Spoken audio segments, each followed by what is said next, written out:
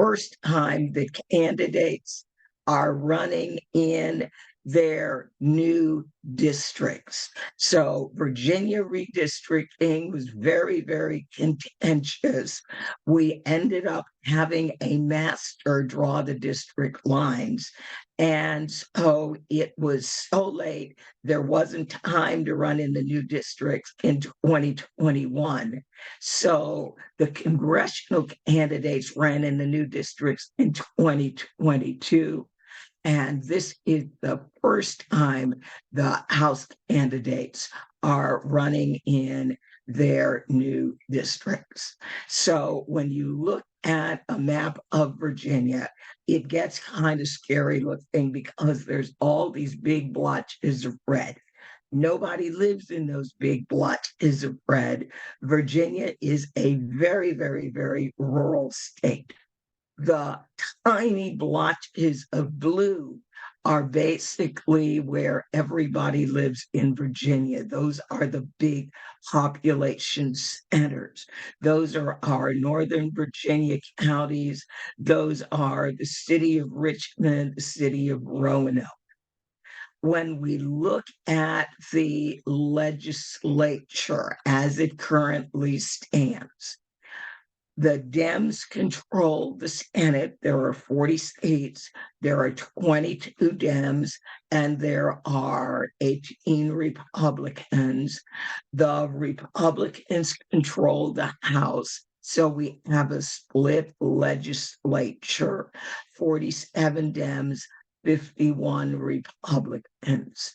Now, we started early voting on September 22nd for the November 7th election.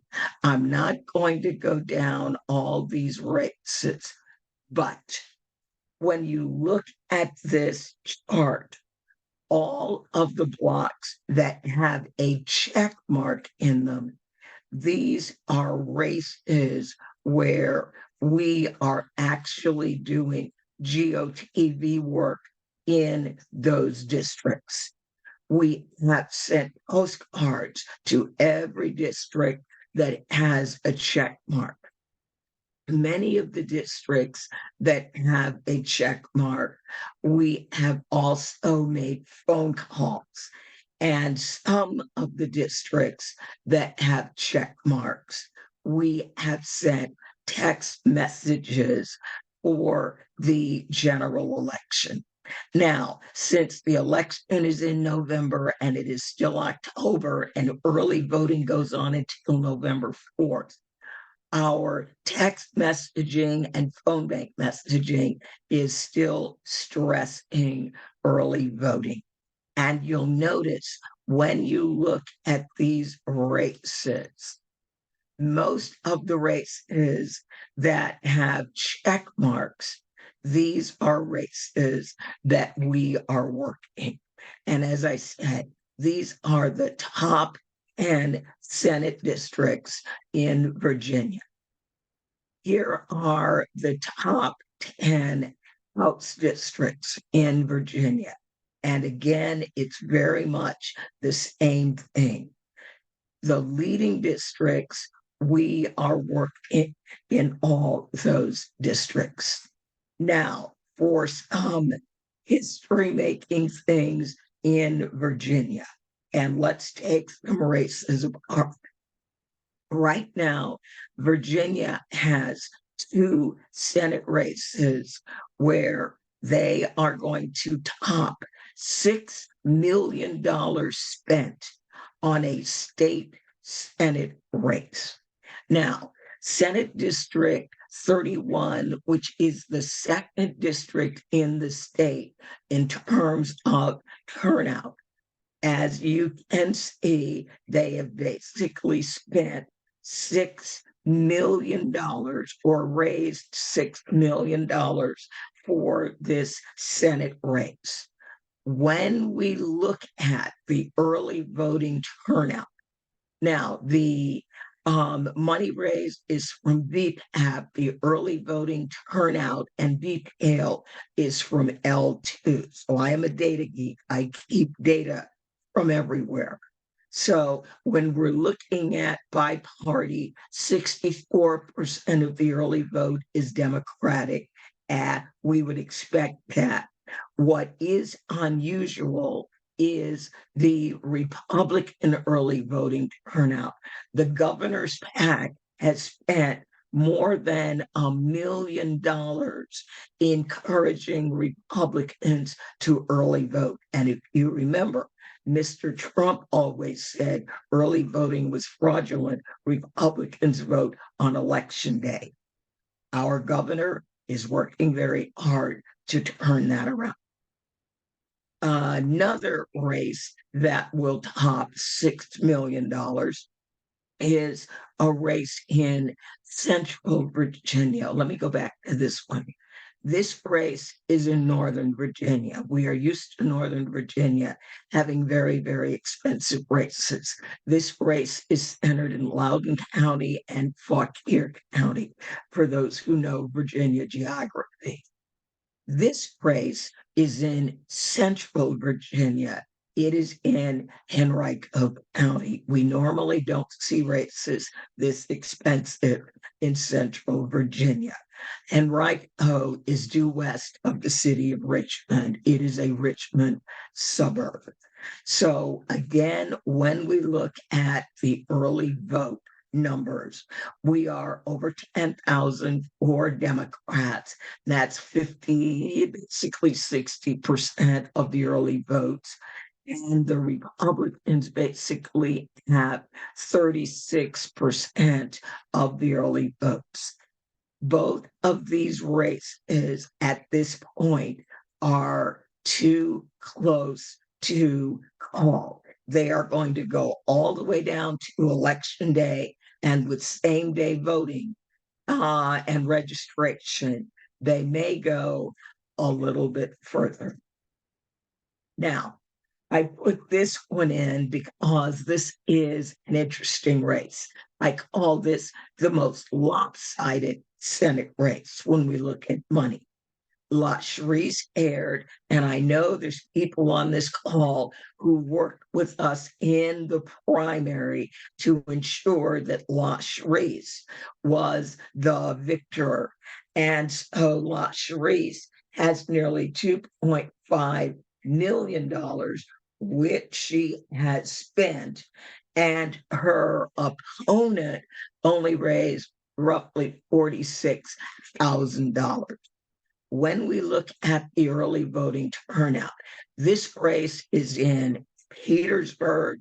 It is in Ettrick, which is the southernmost side of Chesterfield County, right on the other side of the river from Petersburg, with a little bit of colonial ice. So this Senate district is very, very favorable to La Cherise, far more favorable than her old previous House seat. So 75% of the early voting ballots have been for the Democrats, and about 20% have been for the Republicans. So, short of everything we know about life going sideways, we do expect that we will win this race. Now, this one is very, very sad for me because this is our most expensive House race, and it is occurring in one of the poorest communities in all of Virginia. House District 82. This is La Cherise's old seat, which she lost in the 2021 Youngkin wave. They have raised $3 million in the Battle of the Kims for the city of Petersburg, Prince George County, and Dinwiddie. Petersburg is 86% African American. It is a very low income community, with the median income for the Black men who live there still under $25,000, and the median income for Black women just went above $20,000. So $3 million on a race to represent the poorest people in the state, in my mind, is really, really, really gross in some ways. And then our second most expensive house race is right outside Northern Virginia in Stafford County, with a little bit of Spotsylvania thrown in. Josh Cole originally ran for office in 2017. He lost by 69 votes. It was my job to gather witnesses for the lawsuit. Um, he won the race in 2019, lost in the Youngkin wave of 2021, and now he's back in 2023. So this race is only a $2 million race, and it is in a significantly wealthier part of the state. And as you can see, even looking at early voting turnout, this race is closer than the other race.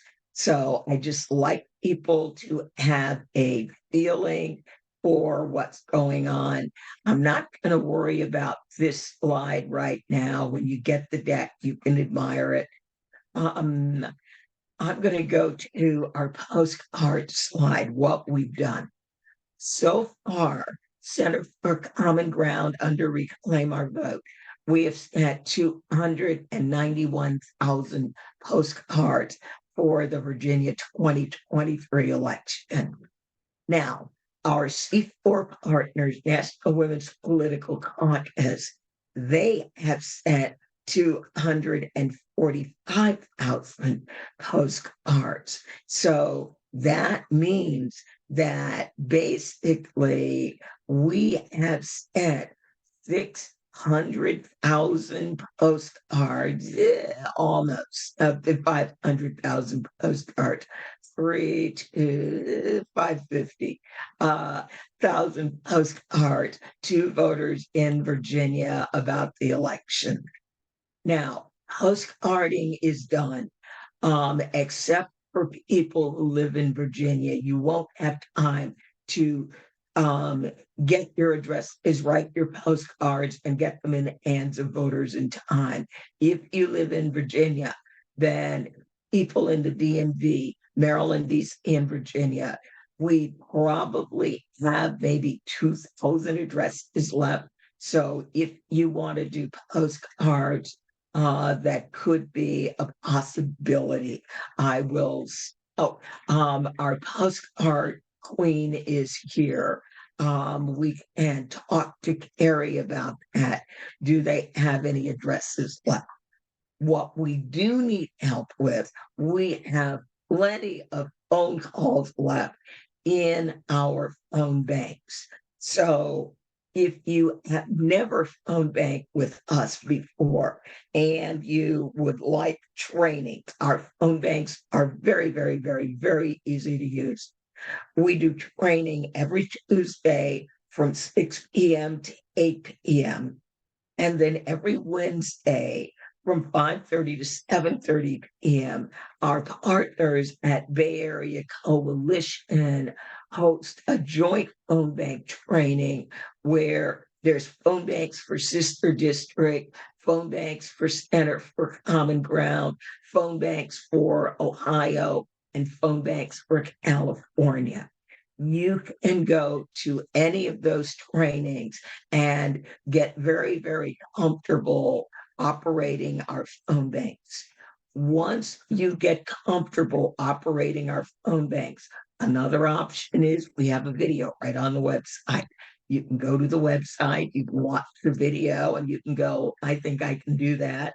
And then you can go to the phone bank page and create an account and start making phone calls. We are not using a power dialer That means our phone banks are open every day of the week from 9 a.m. to 8 p.m. every day. Any time that you have, I'm going to say at least 15, 20 minutes, and you're willing to make calls, jump on those phone banks. So right now we've made 117,000 calls and change. On the C3 side, we still need calls for Senate District 33, which is in Prince William County. So we're looking for people to make calls there.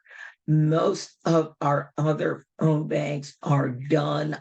We will get a couple more phone banks up tomorrow. So there will be more C3 calls available for the weekend.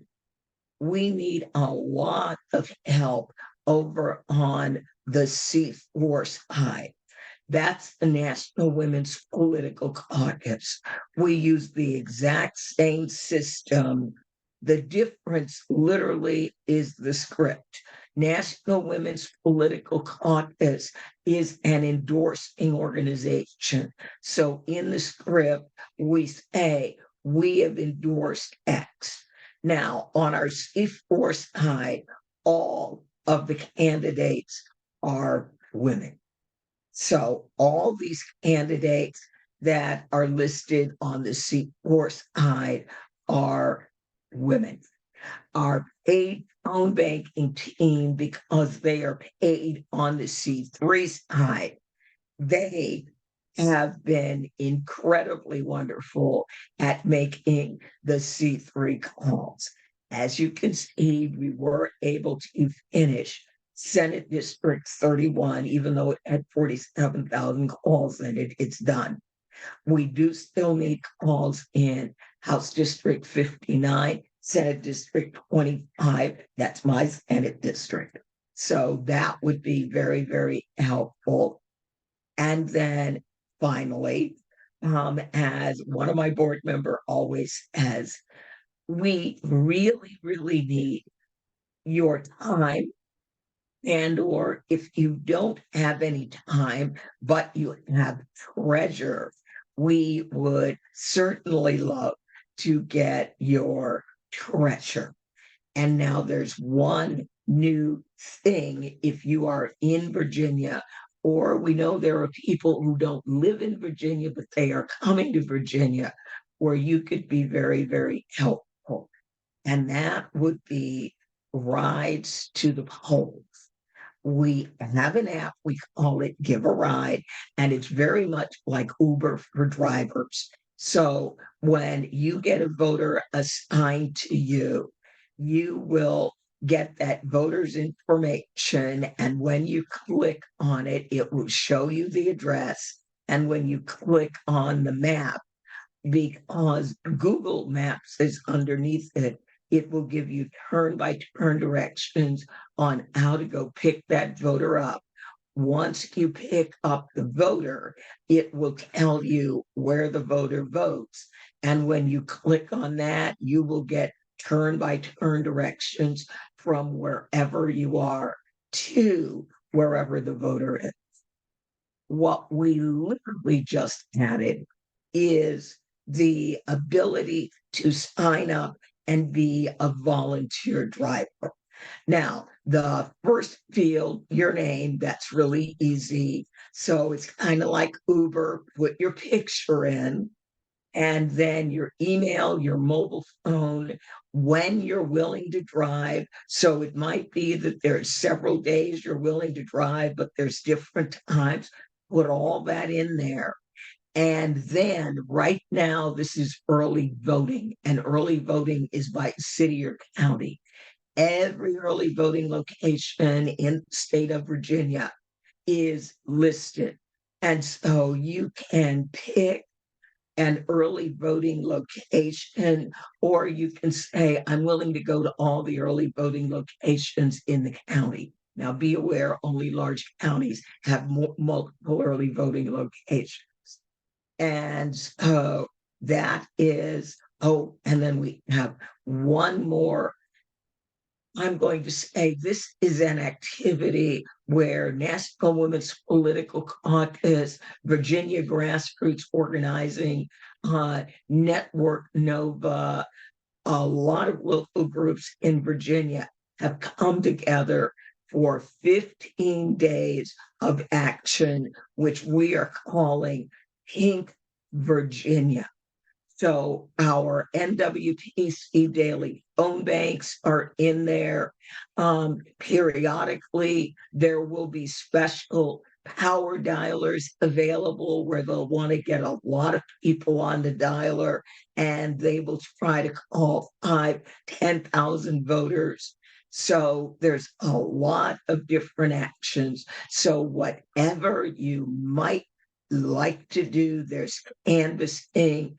It's all there on the Pink Virginia 15 days of action. And actually, we're counting down because now we're at 14 days. This went live yesterday.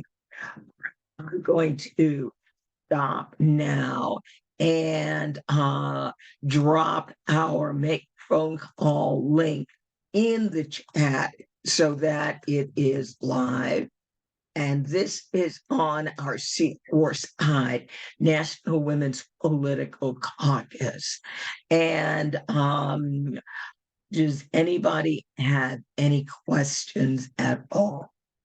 There's a couple in the chat, Andrea. First, we had someone asking about where we get our addresses for postcarding.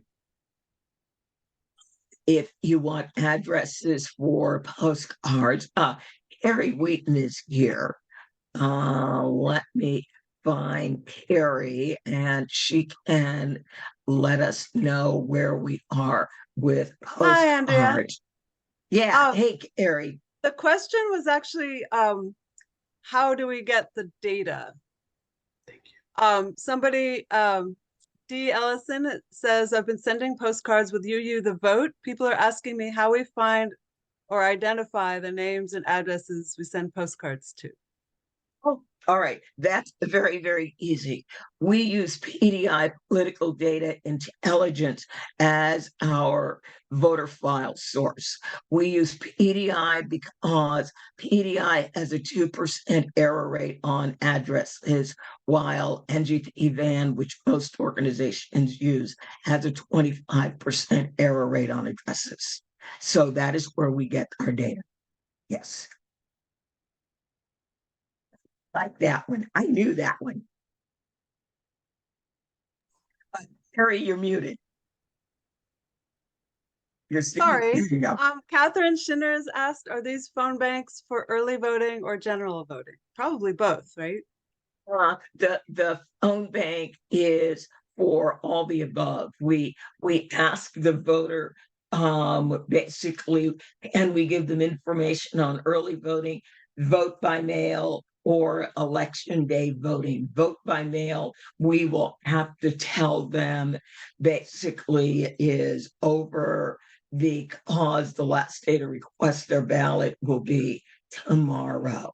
So whatever voters want to know. So on election day, we tell them where they can vote. We give them the address. We give them the hours that it's open Monday through Friday, the Saturday voting hours, since they will be able to vote on Saturday. If there's Sunday voting, we give them that information as well. And then I see a question in the chat. What is PDI?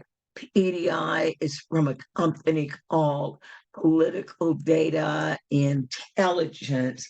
They are out of California and they provide voter file tools. So they take all the registered voters from the Secretary of State and then they put their program shell over it so that you can search. Give me all the Black voters in Senate District 17. Give me all the women voters in Senate District 31. One of the other reasons we use PDI is they purchase cell numbers every 90 days. So they have the greatest number of cell numbers and the most accurate phone numbers that are available.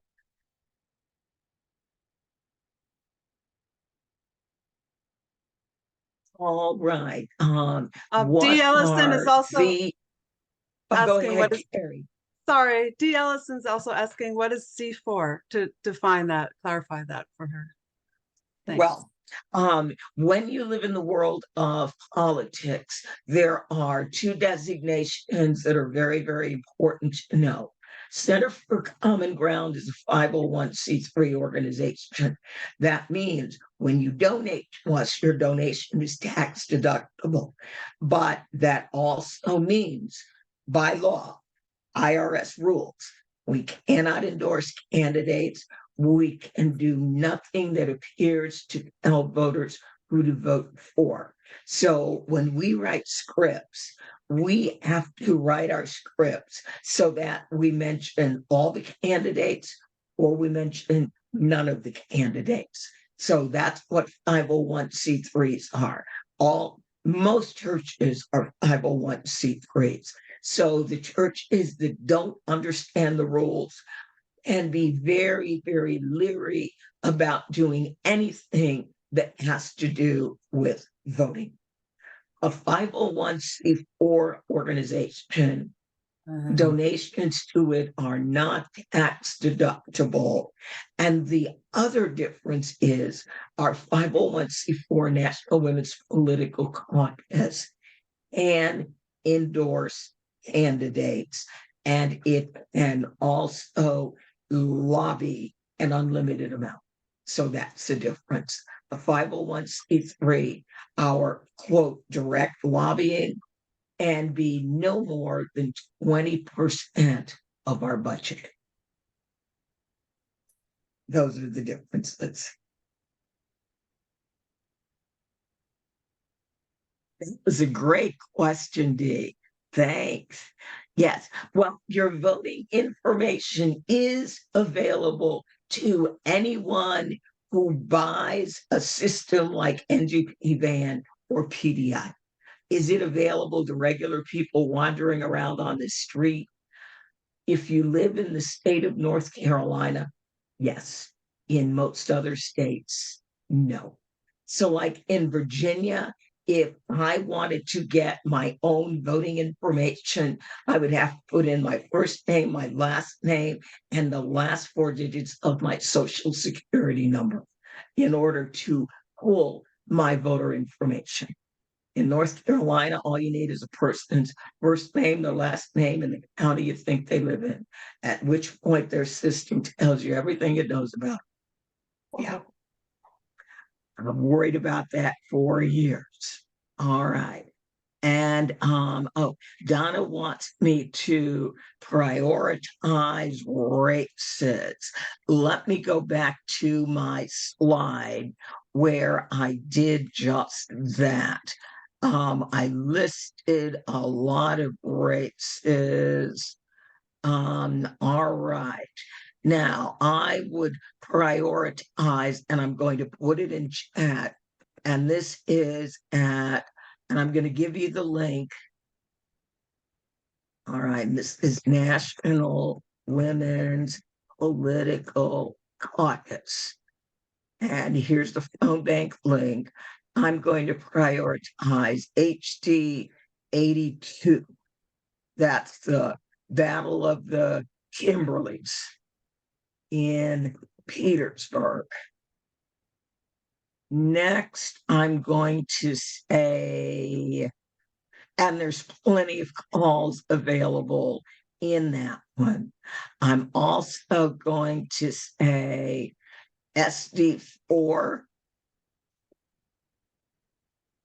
and that is in Roanoke, and SD30, that is in Northern Virginia. And let's see, is there another race? I'm going to say we are really, really, she's going to win that. We just put the phone bank up to be nice. She's going to win. We're not worried about that. There's a brand new one that we just put up. Um, Monty Mason, I don't have a phone bank up for SD24, but we will put one up because Monty Mason, since he's a guy, would be on our C3 phone bank. So thank you. So Lori Ann, we will get a phone bank up by this weekend. I'm making a note for myself for Monty Mason in HD 24. Excellent. And then it is not on here, but HD 20, which is in Prince William County. And let me take a look at that and make sure I've got, yeah, it gets really, really scary when you know these races and you know where they are and you don't even have to look. I looked to make sure what I was going to tell you was correct. And then HD 20 in Prince William County.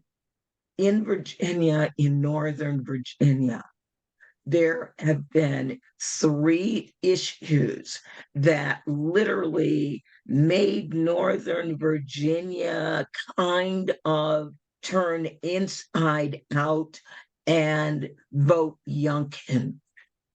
Parental rights, critical race theory, and what was the other one? Just general education, and then we got into trans rights. Most of these phone banks are on the C4 side. Monty Mason and HD24 will be C3. That phone bank does not exist yet. We're going to have to create it. So I will get that built and I will get that on the website. Like I said, I made a note myself. Got to do a phone bank for Monty Mason. Thank you for that. Yes. Yeah, my knowledge of the districts is astounding. Thank you. Sometimes I frighten myself. Rights to the polls in Virginia Beach and about ballot curing. We do have rights to the polls in Virginia Beach on election day and starting October 30th, right share to vote will be offering rights to the polls as well. So, what's the specific question about rights to the polls? No, texting is incredibly expensive. We are doing canvassing. So we have done our texting for Senate District 17 and 31. We've got one more small texting action to open SD 31 in Fauquier County. And that will basically be the end of our texting. We did not do a lot of texting for the general. It was just too expensive. So, right. Yes. And ballot curing. We are not doing ballot curing. The issue is with the vote by mail ballot. Virginia changed her voting laws in March. And the new law says when you vote by mail, you no longer need a witness signature. Instead, you need to put in the last 4 digits of your social security number, which is technically illegal, but whatever. And so there are many people who either A, may have gotten their hands on an old form somehow, or B, did not include that required last 4 digits of their social security number. I'm not putting my social security number on this thing. I don't think so. Well, they're not going to accept your vote by mail ballot until you do. Now, all the numbers that I gave, those are ballots that have been accepted. That is not including the ballots that are currently rejected and need to be cured. So our early voting numbers are probably better than what I told you. Yeah. So no, we are not doing ballot curing. That's a specialty.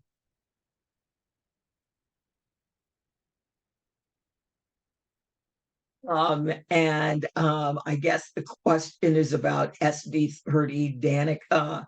Um, Danica is running against a billionaire's son. That one's going to get interesting. She is a phenomenal candidate. She is fabulous. So I expect Danica to pull out that race. Although, again, Prince William, Fairfax County, and Loudoun were three counties that did not go as blue as they normally do. So it's going to be interesting. All right, excellent. I am very glad that Jessica Anderson is doing texting. I love that. And okay. Oh, yes, Harry, drop in the driver. Well, I should know. I don't have it open. It will be in the notes. So if you want to drive, we will give you the link to the, oh, I can go get it. Let me go get it. The driver app or give a ride. I meant to put that in I my dropped presentation and I I dropped the forgot. link in. I put the link in, Andrea. It's That is for people who have already signed up to drive. If you oh, have not yet signed up to drive, this is the link that you need. This is the driver's sign up. oh. Yes, yes. We never had that before. This is brand new. All right. So this is driver sign up. Yep. It isn't a particularly fancy looking page, but you can go there and you can sign up to drive. It's really cool what it does. Um, when we get done with early voting, we're going to have to do a really quick data swap, take all the early voting locations out and replace them with all the Virginia precincts. So we will be up very, very late on November 4th. I love my life. Yes, Virginia Dems, they are doing ballot curing. Thank you, Lori. Thank you, thank you. Yes, yes. And it is the change in Virginia law. Oh, I started that. When Virginia changes her voting laws, normally the change becomes law sometime in April. However, Virginia's Constitution says voting laws cannot be enacted until July 1st. So that means if you vote in the primaries, the rule is one way. And then when you vote in the general, it's a totally different rule.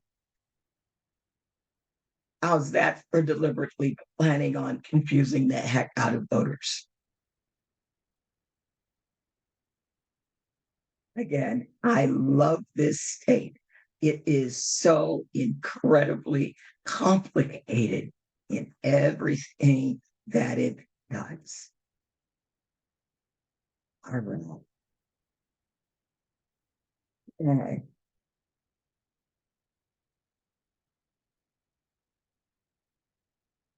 All right, yes. And we give excellent absentee ballot information in our phone banks. We give the voters the dates. We tell them where they can drop it off, all different kinds of things. All right. Is anybody seeing any other questions? You will all, everyone who signed up, you will get a copy of the presentation. You will get all the links that were in the chat. Um, okay, yes. And we will look up all everybody that was listed for ballot curing. Wonderful, wonderful, wonderful. And thank you all. Hopefully, join us on the phones. We have so many phenomenal women candidates. The General Assembly in Virginia will never, ever, ever look the same. And what the heck? I'm going to show you the phone bank page. This is our C4th National Women's Political Caucus. Look at these candidates. Fabulous, every single one. A record number of, number one, younger women, and a record number of women of color. So all their buttons make calls now. That is what you do. And that will, when the phone banks are open, take you directly to their phone bank. All right. Let's see. There's more in the chat. Let me take a look. Okay, yes. All right, perfect. If you want postcards and you're in the DMV, yeah, thank you, Carrie, for dropping that in. We've got a mail by date if you're in the DMV of 10:30 that will get to voters probably not really in time for early voting, but they'll get it definitely in time for election day. I am not going to keep you. I am feeling incredibly this evening that I got through all my materials and the questions, and we actually have 10 minutes left over. Is this fantastic or what? Yes. All right, perfect candidates. Thank you. Common Cause and all of their volunteers. Okay, that would be great. Oh, yeah. Yeah, Center for Common Ground. All right. I am not sure we are going to, well, we've got an event coming up on November 5th. Simon Rosenberg will be joining us. We were going to have congressional guests, but in light of the pretty interesting developments in Congress, we are probably not going to bring any congressional guests in on November 5th. So we are adjusting our plan. So hopefully we will see you on Sunday, November 5th. If anything, Simon Rosenberg and I will have an incredible time talking to each other. So Simon Rosenberg of Opium Chronicles. So with that, I'm going to bid you all adieu. Say, have a wonderful